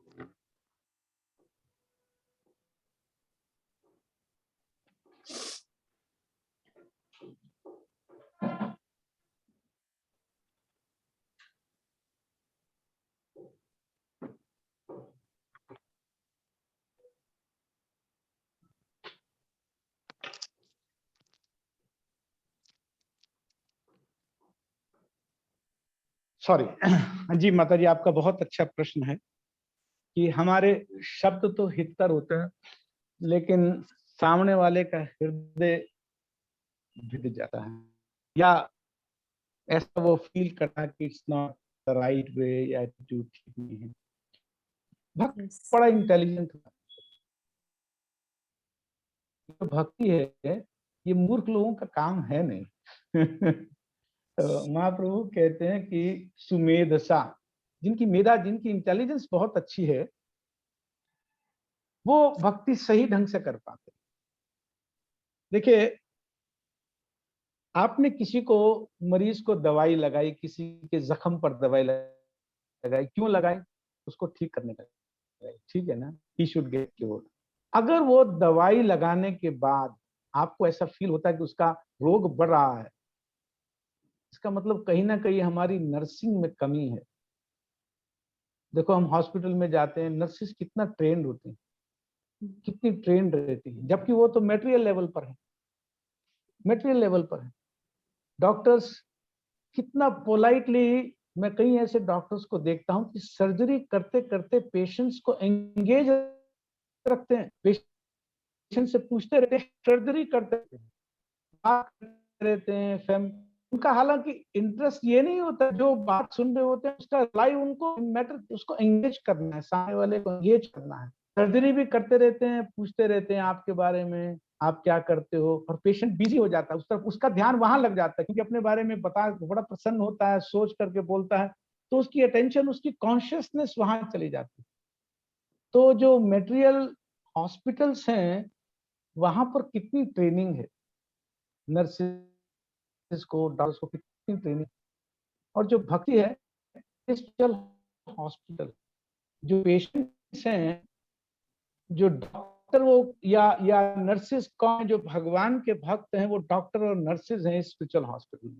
तो स्पिरिचुअल हॉस्पिटल में कितनी ट्रेनिंग हमें चाहिए कि सामने वाले को दुख ना हो, इलाज भी करना है, दवाई भी लगानी है, और इस तरह से लगानी है दवा कि सामने वाला एक्चुअली उसको पता ही ना लगे।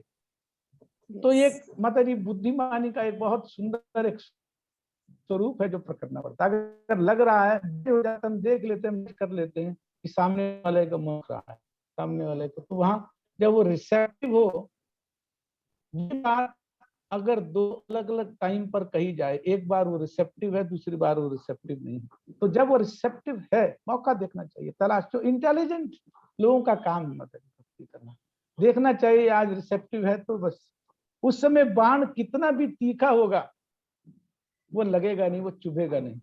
तो ये देखना चाहिए, बहुत बहुत चीजें माता जी, क्योंकि आपका भाव अच्छा है ना, तो भगवान सहायता करते हैं, भगवान उनकी बहुत सहायता करते हैं जो उनके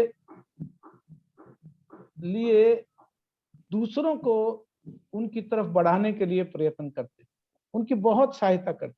भगवान की जो अंतरंग शक्ति है वो सदा कृपा करती रहती है ऐसे लोगों पे जो मन से प्रयास करते हैं, बहुत उचित ढंग से प्रयास करते हैं दूसरों को भगवान की तरफ बढ़ाने का।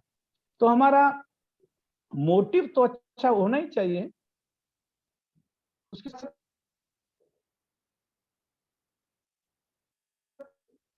अप्रोच भी बड़ी कंस्ट्रक्टिव होनी चाहिए। क्यों कहने की आवश्यकता थी कि सत्य बोलो, दूसरे का हित करने वाला बोलो, और साथ ही साथ कटु ना हो वो भी बोलो। अब हितकारी भी बोलना है, सत्य भी बोलना है, और दूसरे का कटु भी ना लगे ये बोलना है, बड़ा बैलेंस करना पड़ेगा। लेकिन भगवान एक्सपेक्ट करते हैं, क्यों? क्योंकि ऐसा करने से जो तप है उस तप से भक्ति हमारी भी बढ़ती है, दूसरे का ही लाभ होता है, हमारी भी भक्ति बढ़ती है। तो आप ये मान करके ये चलें कि जो हम सही ढंग से जब दूसरे को प्रभावित करते हुए, दूसरे के मन को जीतते हुए जब बात कहते हैं, तो हमारा अपना भाव, हमारा अपना मन भगवान के चरणों में अधिक लगता है, हमारी अपनी भक्ति से भगवान अधिक प्रसन्न होते हैं। तो अपने लिए और दूसरे के लिए इस अप्रोच को अडॉप्ट करना चाहिए, जो एक अच्छे क्वालिफाइड नर्स और क्वालिफाइड डॉक्टर्स की अप्रोच है। ठीक है माता जी, इज इट ओके? आप हमें आशीर्वाद दीजिए ऐसी हमारे को इंटेलिजेंस मिले तो। माता जी आप सब बहुत बुद्धिमान है, बुद्धिमान ही ऐसा प्रश्न पूछता है, अगर किसी को बुद्धि नहीं है तो ऐसा प्रश्न पूछेगा नहीं। बहुत सुंदर, आपने बड़े भाव, आपकी ब्लेसिंग्स चाहिए। दंडवत प्रणाम। हरे कृष्ण माता जी। और पराकाष्ठा माता जी का, हाँ पराकाष्ठा माता जी का क्वेश्चन है जी माता। हरे कृष्णा प्रभु जी। हरे प्रभु जी आपने बोला जैसे कि हमें शुद्ध भक्तों की कृपा से हम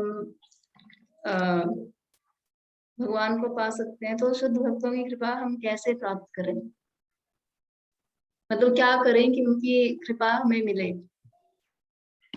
बहुत सुंदर है माता, बहुत सुंदर है।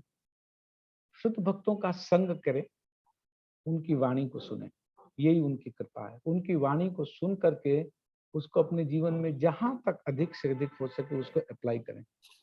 भगवान के भक्त किसी और चीज से इतना प्रसन्न नहीं होते हैं, उनकी प्रसन्नता का जो एकमात्र कारण है कि वो दूसरे की भक्ति को देख कर, उसकी प्रगति को देख करके बहुत प्रसन्न होते, जो भगवान की तरफ बढ़ रहा है। देखो हमारे जीवन में कहीं ना कहीं कोई ना कोई संकट है, कहीं ना कहीं ट्रबल्स हैं, बॉटलनेक्स हैं, रुकावटें हैं, अड़चने हैं, तभी हम नहीं बढ़ पा रहे।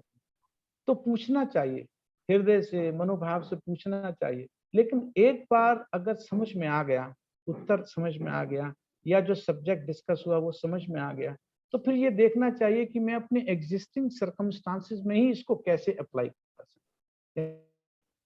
कैसे कर सकूं। एक होता है अंडरस्टैंडिंग, एक होता है एप्लीकेशन।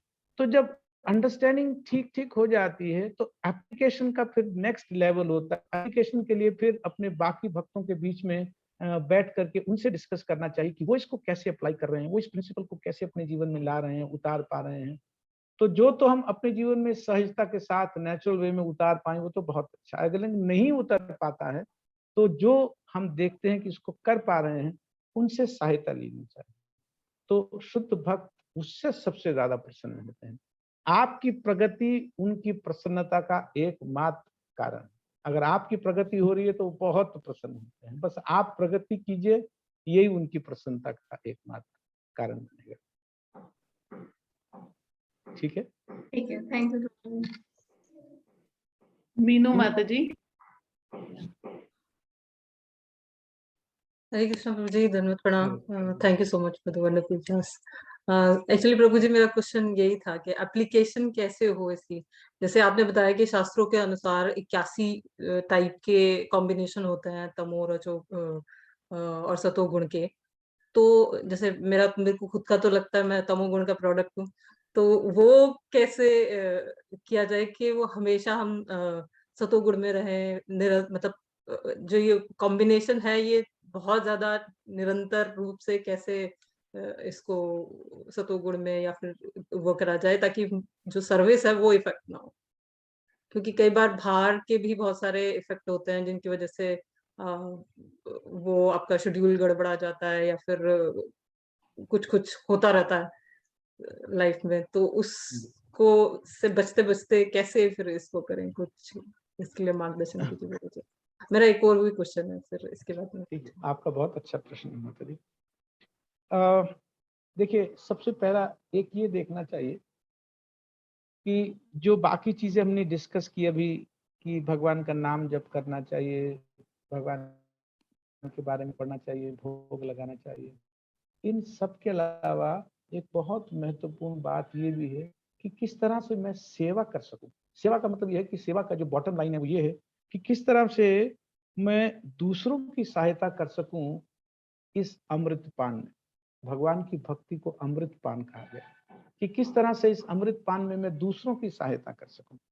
तो उसमें जब मन लगता है किस तरह से मैं प्लान करूं, दिमाग में कुछ लोग आते हैं कि इनको अट्रैक्ट किया जा सकता है, इसको अट्रैक्ट किया जाता है, कैसे अट्रैक्ट सकते हूँ, जब उस तरफ मन लगता है तो ये बहुत बड़ी सेवा है। या जो लोग इस तरह के उसमें लगे हैं, मान लीजिए आपका बहुत सुंदर एक चल रहा है तो इस ग्रुप में आप इनवाइट करें कुछ ऐसे लोगों को जिनको आप लगता है कि कंड्यूसिव हैं। ठीक है, तो जब इस तरह की कॉन्शियसनेस में आप काम करते हैं, अपना और दूसरे का एक साइमल्टेनियसली उद्धार करने का प्रयत्न करते हैं, तो किसी भी गुण में है, रजोगुण में है, तमोगुण में है, सत्वगुण में है, बहुत जल्दी भगवान की कृपा मिलती है।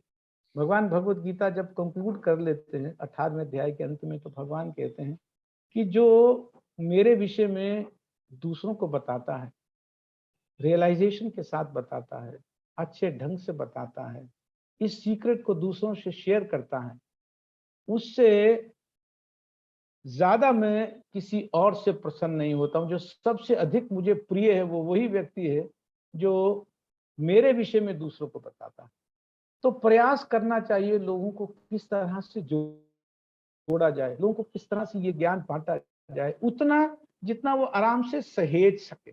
मान लो अगर किसी की पेट में 2 रोटी से ज्यादा की अभी भूख नहीं है तो उसको 2 रोटी परोसें, धीरे धीरे धीरे धीरे लाएं, एक माला जप कर सकता, एक करें, कोई बात नहीं, तो कर सकता, कम से कम एसोसिएशन में आए, नहीं आ सकता हर वीक, 1 महीने में आए, कुछ किसी तरह से शुरू करें।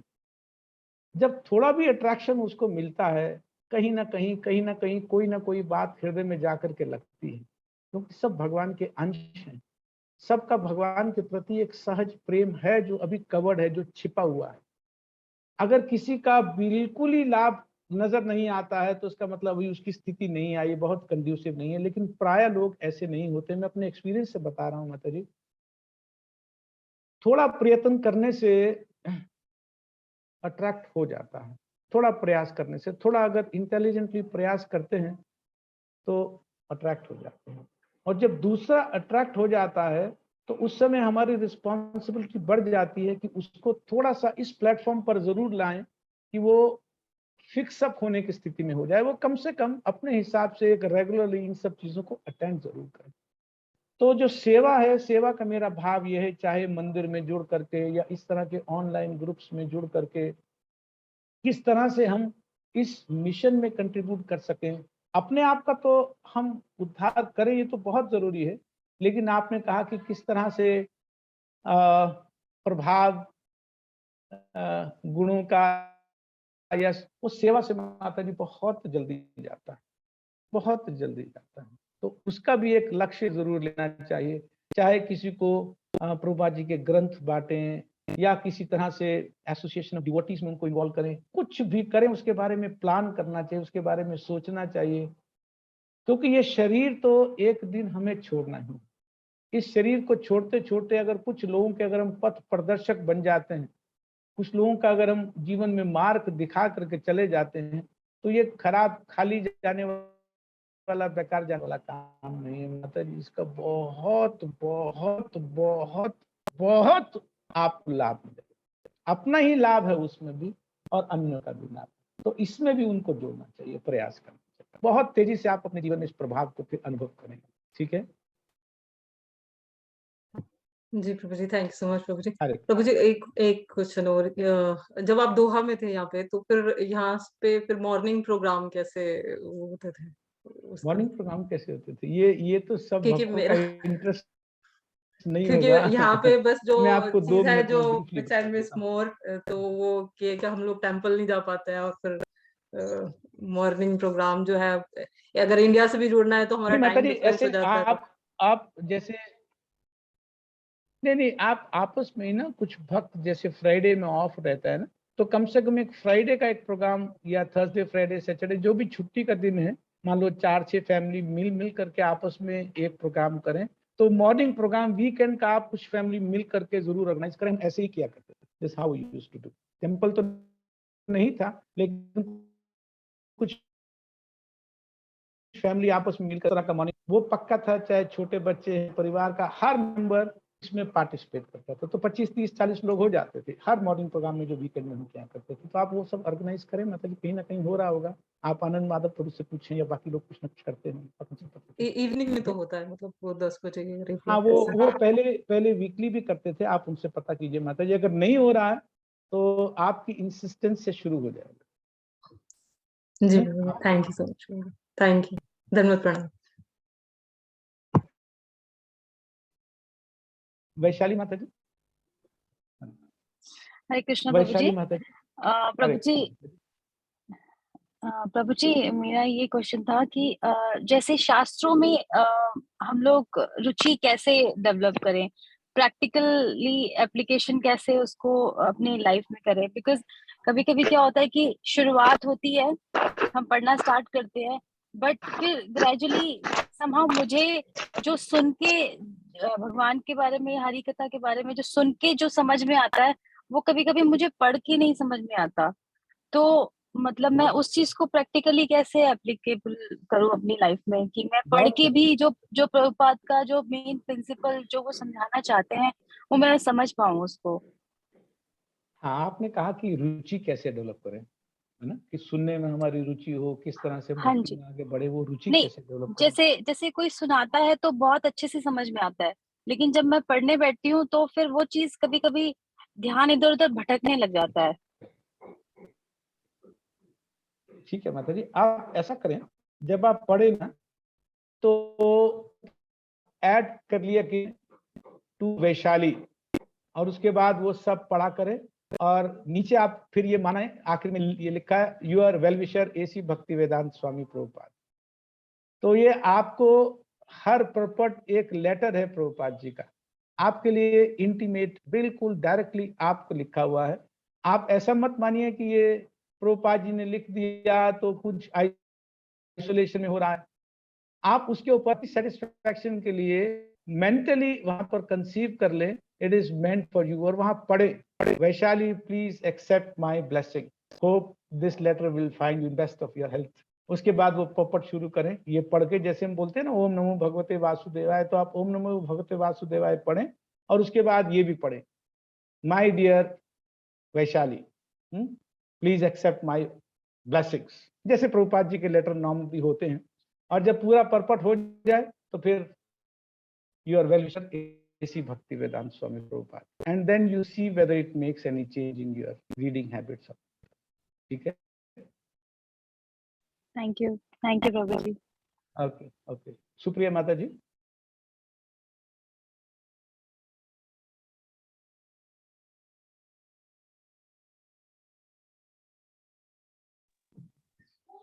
हरे कृष्णा प्रभु जी, दंडवत प्रणाम।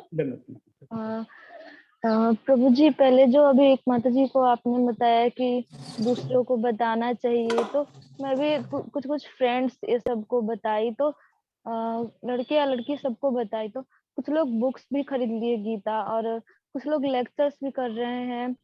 तो एक को ना मतलब हमसे बोला कि हम किए तो कुछ समझ में भी आया, लेकिन हमको उतना अच्छा नहीं लगा। तो फिर हमको बहुत बुरा लगा कि हमको कितना अच्छा लग रहा है रामभद्र प्रभु जी का लेक्चर जो संडे को होता है, उसको क्यों नहीं अच्छा लग रहा। फिर हमें लगा कि हमें बताना ही नहीं चाहिए, हम गलत कर रहे हैं, अब हम नहीं बताएंगे किसी को।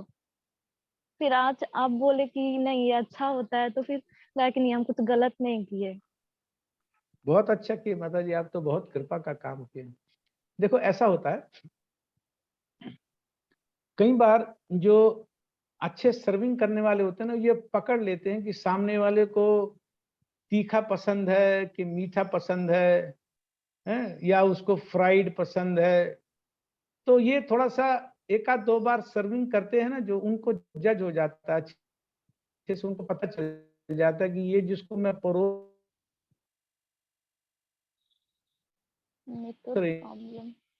उसको ज्यादा पसंद क्या है, किसी को मीठा पसंद है, मीठा उसको सर, वो तो बेचारा बाद में कहेगा नहीं अच्छा नहीं हुआ। तो ये देख लेना चाहिए। अभी जैसे आपने उनको कुछ सुनाया, अब हो सकता है कि अब आपको एक्सपेरिमेंट दूसरे ढंग से करना पड़े। उनको आप लोकनाथ महाराज का कीर्तन सुनाइए। आवाज आ रही है ना? यस प्रभु जी, तो वो गीता को मतलब पढ़ भी रहे हैं, और मैं जो लेक्चर या ऑनलाइन होता है वो देख भी ले रहे हैं। मैं तो इतना भी कह रही हूँ कि देख ले रहे हैं, क्या ये कम है? लेकिन पता है ना, शुरू में अच्छा बहुत कोई को नहीं लगता है, तो उस टाइम थोड़ा हमें लगा कि हमको बुरा लगा कि कितना अच्छा सब बता रहे हैं। आप तो ये मानिए माता जी, आपको बुरा लगने का कोई प्रश्न नहीं है। वो जीव भगवान का अंश है, हम तो निमित्त बन रहे हैं। अट्रैक्ट करने वाले तो भगवान हैं, भगवान उन्हें अपनी तरफ खींचेंगे। आप उनको देखिए, एक मैं एग्जांपल आपको देता हूं, आप थोड़ा इसको समझें। मान लीजिए को बहुत मोटी एक दीवार है, मान लो 8 इंच की दीवार है। वो माया की दीवार आपको कहा गया कि आप तोड़िए, आपने उस पर 2, 4, 5, 10 हथौड़े मारे, दीवार नहीं टूटी। ठीक है, अब मान लीजिए 100 हथौड़े मारने के बाद वो दीवार किसी ने तोड़ी, तो जिसने 100वां हथौड़ा मार करके दीवार तोड़ी, क्या दीवार उसी 100वें हथौड़े से टूटी है? वास्तव में हर एक प्रहार पर, हर एक हथौड़े पर वो दीवार कमजोर हो रही थी। तो 100वां हथौड़ा तो उसको अल्टीमेटली तोड़ा है बस, लेकिन कमजोर पहले वालों ने भी अच्छे से किया है। तो आप ये समझिए कि आप दीवार को कमजोर तो कर ही रहे हो, टूटना तो भगवान के हाथ में है, भगवान की कृपा से है। आप अपना काम करो, आप दीवार पे ये मत देखो कि टूट रही है कि नहीं टूट रही है। आप प्रहार चालू रखिए, प्रहार करते हुए इंटेलिजेंटली अपने प्रहार को कहाँ मारना है जिससे दीवार पर अधिक से अधिक क्षति हो, वो देख लेना चाहिए। वीक पॉइंट कहाँ पर है, तो वीक पॉइंट पर ठीक से काम करने से रिजल्ट जल्दी आ जाएगा। और नहीं भी आए रिजल्ट तो आपको बुरा नहीं लगना चाहिए, क्योंकि आपका रिजल्ट ओरिएंटेशन थोड़ी है, आपका तो भगवान की प्रसन्नता ओरिएंटेशन है ना। जीरो रिजल्ट आए। देखिए एक बात मैं आपको बताता हूँ, भक्ति में भगवान का भजन करते हुए अगर हमें प्रसन्नता नहीं हो रही है, इसका मतलब भगवान को भी प्रसन्नता नहीं हो रही है, क्योंकि हम सुबॉर्डिनेट हैं। हमारी प्रसन्नता भगवान से सुबॉर्डिनेट है। अगर भगवान को प्रसन्नता होती है तो हमें प्रसन्नता होगी ही होगी, इसमें कोई शक नहीं। अगर कोई हिडन एजेंडा हमारा नहीं है, हमारा एजेंडा बस भगवान की प्रसन्नता का, हम रिजल्ट ओरिएंटेड नहीं है, वो भक्त बन रहा है कि नहीं बन रहा है इसमें हमारा इंटरेस्ट नहीं, हमारा इंटरेस्ट हम भगवान को प्रसन्न करना चाहते हैं और इसलिए पूरा प्रयास कर रहे हैं। हम कोई फ्रूटिव एक्टिविटी नहीं करते हैं कि हम रिजल्ट लेना चाहते हैं, लाभ लेना चाहते हैं, हम डिवोशनल सर्विस करते हैं। ये फ्रूटिव मेंटेलिटी से डिवोशनल सर्विस नहीं होती है। Devotional service means service perform for the purpose of pleasure of the Lord, कि भगवान की प्रसन्नता के लिए करना है। अगर हम भगवान की प्रसन्नता के लिए कर रहे हैं, अच्छे पूरे मन से कर रहे हैं, तो आप ये देखिएगा कि आपको प्रसन्नता अवश्य मिलेगी। अगर हमें प्रसन्नता हो रही है, क्योंकि हमारी प्रसन्नता सुबॉर्डिनेट होती है, इसका मतलब भगवान को भी प्रसन्नता हो रही है। अगर भक्ति करके मान लीजिए हमने भगवान का नाम जप किया, भगवान के बारे में सुना, भगवान के बारे में पढ़ा, भगवान का भोग लगाया, भगवान को प्रसाद, ये सब हमने पाया, भक्तों का संग किया और हमें खुशी नहीं हो रही है, इसका मतलब कहीं ना कहीं पर उस प्रोसेस में कुछ हमने ऐसी गड़बड़ की कि भगवान को अभी पूरी प्रसन्नता नहीं हुई है। वो ढूंढना चाहिए कि हमारा जो टाइम हमने स्पेंड किया है, उसके बाद ये तो सुसुखम कर्तुम अव्ययम भगवान भगवत गीता में कहते, तो भक्ति से तो सुसुख मिलता, तो ये मैंने किया, मुझे क्यों सुख नहीं मिला, इसका मतलब भगवान को भी सुख नहीं मिला, इसलिए मुझे अच्छा नहीं लग रहा। अगर भगवान को सुख नहीं मिला तो फिर तो मेरी मेटेरियल एक्टिविटी हो गई।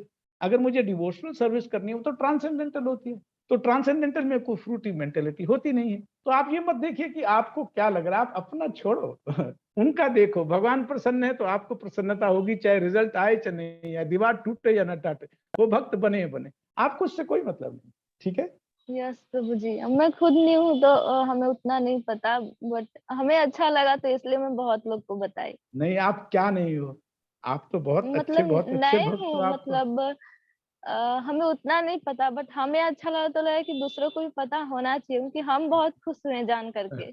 बहुत अच्छा, आप प्रयास करते और रहिए माता जी, आप प्रयास करिए, भगवान प्रसन्न हाँ, होंगे, आप चिंता मत करें। यस प्रभु जी।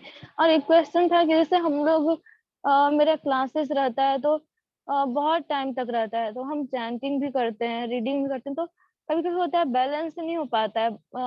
2-3 बुक पढ़ लेती हूँ, गीता भी पढ़ ली, फिर क्लासेस होते हैं वो भी कर लेती हूँ, फिर और भी बुक्स हैं, तो हमें नए नए पेज देखने को बहुत अच्छा लगता है। मतलब कान्हा जी का पिक फोटो रहता है तो बहुत अच्छा लगता है देखने में, तो हो जाता है कि इधर उधर हो गया सब। नहीं माता जी, आप देखिए सबके हृदय में भगवान कृष्ण बैठे हैं, ये सब प्रकट करने के लिए माध्यम होते हैं। भगवान का नाम भगवान के प्रेम को प्रकट करता है, भगवान को हृदय में प्रकट कर देता है, भगवान की कथा भगवान के भक्तों का संग प्रकट कर देती है, तो स्वाभाविक है अच्छा लगेगा ही। तो बैलेंस करके चलना चाहिए, अपनी परिवार की जिम्मेवारियां भी अच्छे से निपटी रहे, क्योंकि उससे क्या होता है, उससे भी भगवान प्रसन्न होते हैं। अगर हम अपने वर्णाश्रम के कर्तव्य को ठीक से निभाते रहते हैं तो भगवान उससे भी बहुत प्रसन्न होते हैं। परिवार की जिम्मेवारियों को निभाते हुए हस्बैंड वाइफ बच्चे सबको, माता पिता सबको उनके स्थान पर सही एकदम बैलेंस उनके प्रति अप्रोच रखकर जब हम भक्ति करते हैं तो थोड़ा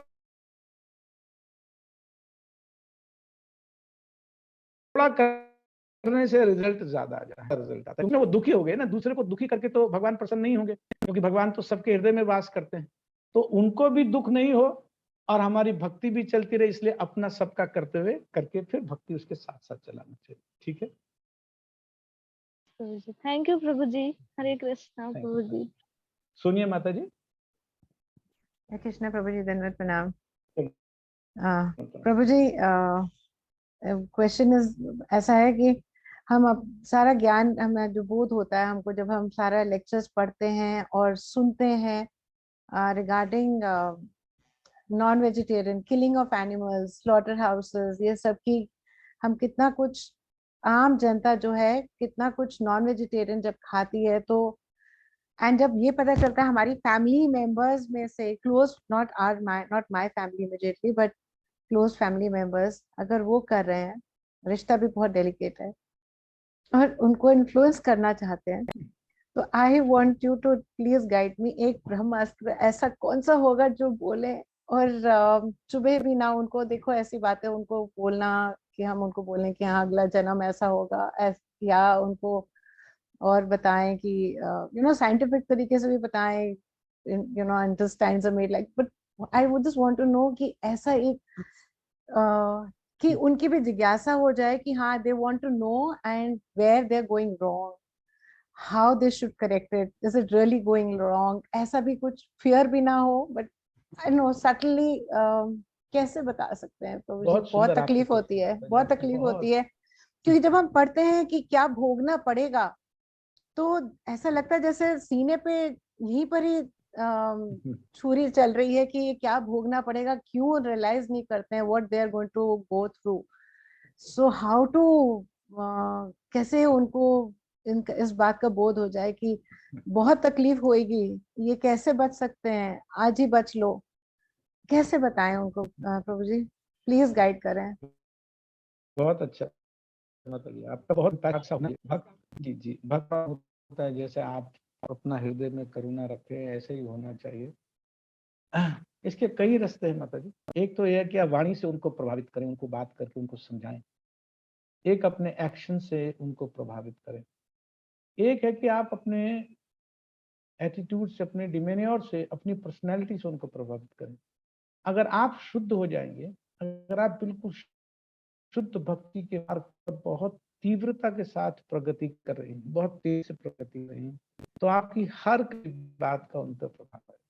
अगर खुद तेजी से भगवान के प्रति शुद्ध भक्ति डेवलप करते हैं, बहुत तेजी हम प्रयास में लगे रहते हैं, तो भगवान की बहुत असीम कृपा हमारे शब्दों में आती है। हम भगवान की इंटरनल एनर्जी को अट्रैक्ट करते हैं। बिना भगवान की इंटरनल एनर्जी के कोई किसी को कितना भी कहे उसके हृदय में प्रभाव नहीं जाएगा। हमारे शब्द नहीं प्रभावित करते हैं, जो उसकी पोटेंसी है ना, वो पोटेंसी है इंटरनल एनर्जी, वो जाकर के हृदय को भेद देती है, दूसरे के हृदय को एकदम पार कर देती है। तो शब्द नहीं तोड़ते हैं दूसरे का हृदय, शब्द नहीं भेदते हैं, वो भगवान की अंतरंगा शक्ति भेदती है। तो जब हम प्राय भगवान की अंतरंगा शक्ति का स्वयं आश्रय लेकर के अपना जीवन चलाते हैं, अगर हमारे जीवन से बहिरंगा शक्ति का आश्रय जल्दी से जल्दी दूर हो गया, हमारी हर एक्टिविटी से, हर एक्टिविटी से, तो फिर जो भी आप कहेंगे ना उसका प्रभाव पड़ेगा ही, क्योंकि फिर आप नहीं कह रहे हो, फिर तो आप माइक बन जाते हो। भगवान की इंटरनल एनर्जी काम करती है, you become a mic.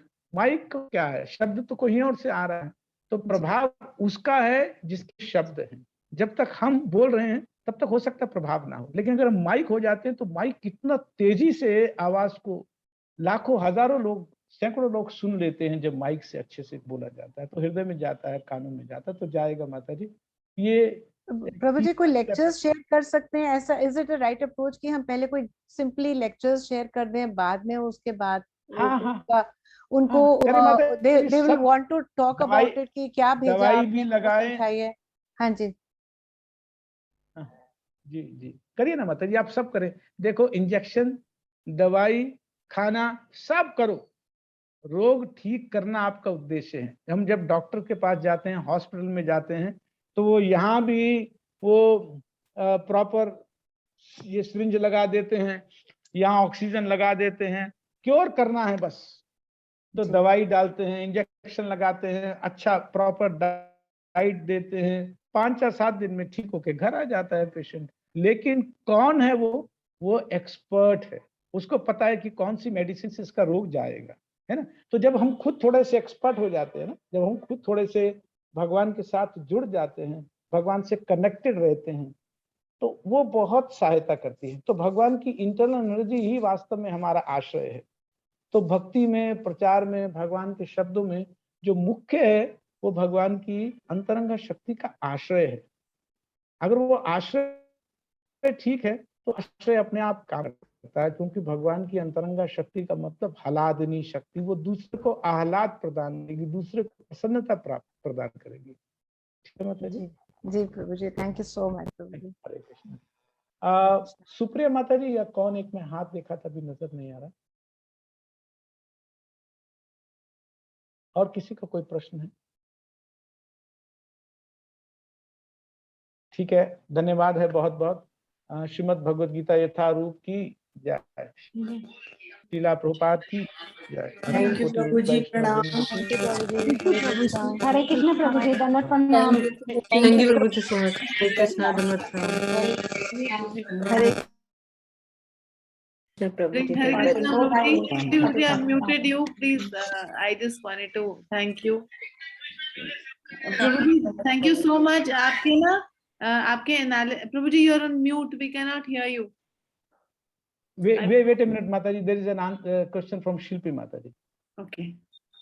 Hare Krishna Prabhuji, Dandavat Pranam. Actually, I have just joined for the first time, and हमको बहुत अच्छा लगा Prabhuji. Most welcome, Mataji. आपको आपको देख करके हमें बहुत प्रसन्नता हो रही है. You are most welcome, Mataji. बहुत अच्छा लगा आपको देख करके. Prabhuji, I want to join again and again. You are most welcome. We are blessed by your association. आप प्लीज आइए, हम तो कृपा करते रहिए. आप धन्यवाद है बहुत बहुत. धन्यवाद प्रणाम Prabhuji. हरे कृष्ण. प्रभुजी, बहुत सुंदर तरीके से आपने सारा कुछ बताया, specially the question answer session. उसमें एनालॉजीज के साथ जो बताया प्रभुजी, वो बहुत अच्छे से इम्प्रिंट कर रहा है माइंड में. And I hope we can follow this. Please bless all of us Prabhuji, that we can follow this path nicely and be in your shelter. We just want to be in your shelter. Please continue guiding us. Srila Prabhupada is the shelter of all of us. So he is the only one who can give us shelter. So we all collectively seek shelter of Srila Prabhupada. Hare Krishna. Thank you. Wait Mataji. Wait. Okay. Uma Gupta. आपका हाँ माताजी कुछ question. Uma ji, Uma माताजी. हरे कृष्णा प्रभु जी, धन्यवाद प्रणाम. आपका class बहुत बहुत अच्छा है प्रभु जी. बहुत इम्प्रेसिव है प्रभु जी. प्रभु जी, हम लोग भक्ति में जैसे अभी नए आए हैं, तो अभी क्या है, ये सुन के हम चाहते हैं कि सब चीज़ों को हम फॉलो करें, लेकिन क्या होता है फिर भी वो हम लोग कर ही नहीं पाते. माला करते हैं और अभी जैसे कहीं पे हम सुनते हैं कि हमें 64 राउंड्स करना चाहिए और उसके बाद हमें अध्ययन भी करना चाहिए. तो वो सबको कैसे बैलेंस करें प्रभु जी, वो समझ में नहीं आता है. मन होता है 64 राउंड्स करें, पर वो फिर. हाँ, हरे कृष्णा प्रभु जी. देखिए माता जी, अगर आप भगवान की सेवा में हैं, किसी तरह से भगवान को अन्य तरह से प्रसन्न कर रहे हैं, तो आप 16 माला जप कीजिए. और जैसे प्रभुपाद जी ने कहा कि सेवा करें, प्रचार करें, बुक डिस्ट्रीब्यूशन में लगें, लोगों को जोड़ें, तो अपने आप वो कमी को पूरी कर देगा. प्रभुपाद जी कहते हैं कि अगर कोई सही भाव से 16 माला जप करता है, अच्छे मन से 16 माला जप करता है और बाकी मेरे भक्तों का संग करता है, कथा सुनता है, सेवा में लगता है, जो सफरिंग सोल्स हैं उनको भगवान की तरफ अट्रैक्ट करता है. तो ये ऐसी ट्रांसेंडेंटल पैकेज है जो हमें भी सहायता करेगा, औरों को भी सहायता करेगा. हमारे अपने टाइम फ्रेम में जो चीज हम कर पाते हैं उसको आप करें. आप ऐसा मत सोचिए कि 64 करना है, 100 करना है, 100. हमें भागना थोड़ी है नंबर के पीछे. हमें भगवान को प्रसन्न करना है और आचार्यों की प्रसन्नता से भगवान की प्रसन्नता है. जैसे मैंने कहा that the absolute truth can be realized by the mercy of pure devotees, by the blessings of pure devotees. तो इसको आप ये मत मानिए कि ये जस्ट एक स्टेटमेंट है, this is the final conclusion. अगर उनकी कृपा होगी तो आप धीरे धीरे करके अपना जप बढ़ा भी देंगी, ज्यादा भी हो जाने लगेगा. अभी तो आप ये सोचें कि किस तरह से मैं भक्तों का संग करके जो हमारे आचार्यों ने कहा मैं वो पूरा कर सकूं. मान लो अगर किसी के कोई ग्रुप लीडर हैं या कोई यात्रा लीडर हैं या अपने इनिशिएटिंग मास्टर, उन्होंने अगर कुछ गाइडेंस या कोई इंस्ट्रक्शन दी, उसको अच्छे से फॉलो करने का प्रयास करें. ठीक है, then don't get attracted by the numbers, don't get attracted. जब वो सिचुएशन आएगी भगवान करा लेंगे, don't worry. Krishna knows how to attract the different living entities toward himself. आप उसकी चिंता उन पे छोड़ दें, वो सब भगवान को छोड़ दें. आप तो जो प्रभुपाद जी ने फॉर्मूला दिया वो आसान है, मुश्किल नहीं है. लाखों लोग विश्व भर में कर रहे हैं, आप आराम से कर सकते हैं. परिवार के बीच में अपनी जिम्मेवारी निभाते हुए कर सकते हैं. Don't get allowed by the number game. ठीक है. थैंक यू प्रभु जी, बहुत सुंदर आंसर दिया. मेरे मन में कंफ्यूजन रहता था. बहुत बहुत धन्यवाद प्रभु जी, आप बहुत सिंपल लैंग्वेज में समझा देते. हरे कृष्णा, धन्यवाद प्रणाम. ठीक है, आप सबका बहुत बहुत धन्यवाद है. वांछा कल्पतरुभ्यश्च कृपा सिंधुभ्यश्च पतितनं पावनेभ्यो वैष्णवेभ्यो नमो नमः. धन्यवाद सबका. हरे कृष्ण. हरे कृष्णा प्रभु. हरे कृष्णा प्रभु जी, धन्यवाद प्रणाम. हरे कृष्णा प्रभु जी, धन्यवाद प्रणाम. हरे कृष्णा प्रभु जी प्रणाम।